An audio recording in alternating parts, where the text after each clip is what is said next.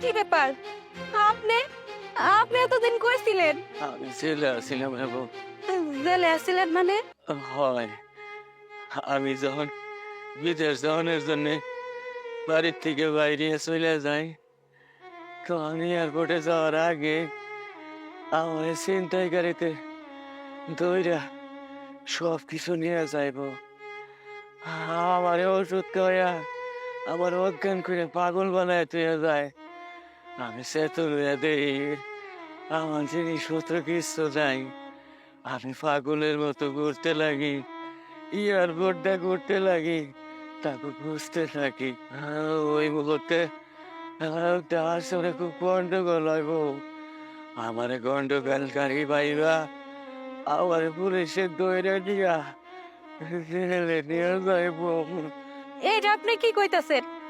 আবু বিনের সাজায় আমার এত বছর বেল কাটতে হয়েছে বউ।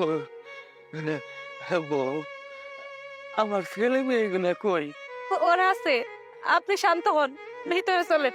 আসেন। কি ব্যাপার? আপনার শরীরে তো অনেক জ্বর। জ্বরে তো শরীরটা পুড়ে যাইতাছে। এত জ্বর নিয়ে আপনি এনে দাঁড়িয়ে রয়েছেন। আসেন আসেন। বউ, মাথাটা না জোরে ঘুরতেছে। আমার মা তনিমা, ওরে তো দেখতেছি না। তনিমার কথা কইতাছেন?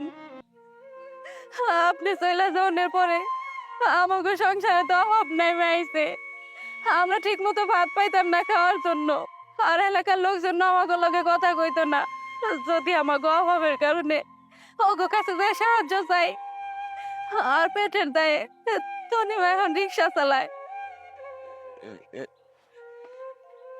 এটা তুমি ঠিক হইলে বউ, আবার তনিমা রিক্সা চালায়। সে তনিমারে আমি কোনোদিন কষ্ট দেই নাই।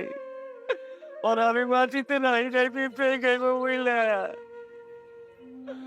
ওরা আমি এত আদর করছি, ওরা আমি নিজে মা বলে থাকি, কোনোদিন ওরা আমি নাম ধরে থাকি না।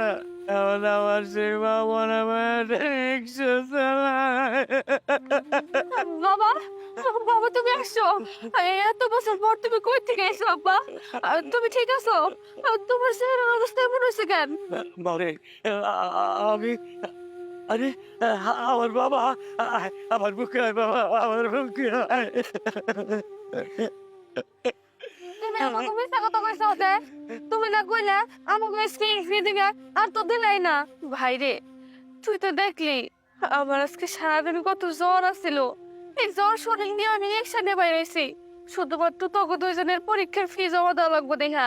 সামনে তো আমার পরীক্ষা আসতেছে, ওই পরীক্ষার ফির জন্য অনেক টাকা পয়সা লাগবো।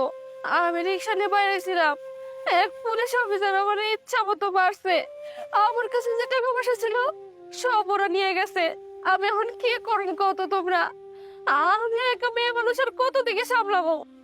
তোর বোন এসে মারছে রে মা, এই বোন এসে জন্যই তো আমি এতদিন জেল কাটছি। আর সেই বোন এসে তোর মারছে, তোর কাছ থেকে টাকা জরিমানা নিছে। না, আজকের থেকে আর আমি তোর রিক্সা চালাইতে দেবো না, আমি চালাবো। অহন আর তোরা চিন্তা করিস না, আমি অহলে রিক্সা চালাইতে যাবো।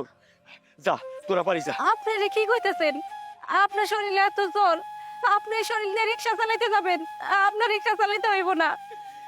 আমার মা মরা মেয়েটারে পুলিশে মারছে, শরীরে জ্বর। তারপরে তুমি কইতেছ ওই মেয়ে রিক্সা চালাইবো না। আমি তো বাবা, আমি আছি, আমি রিক্সা চালাবো। প্রয়োজনে কিডনি বেঁচে খাবো, তোমার আমি তোমার কষ্ট করতে দেব না। আমরা সবকিছুই বুঝতে পারছি।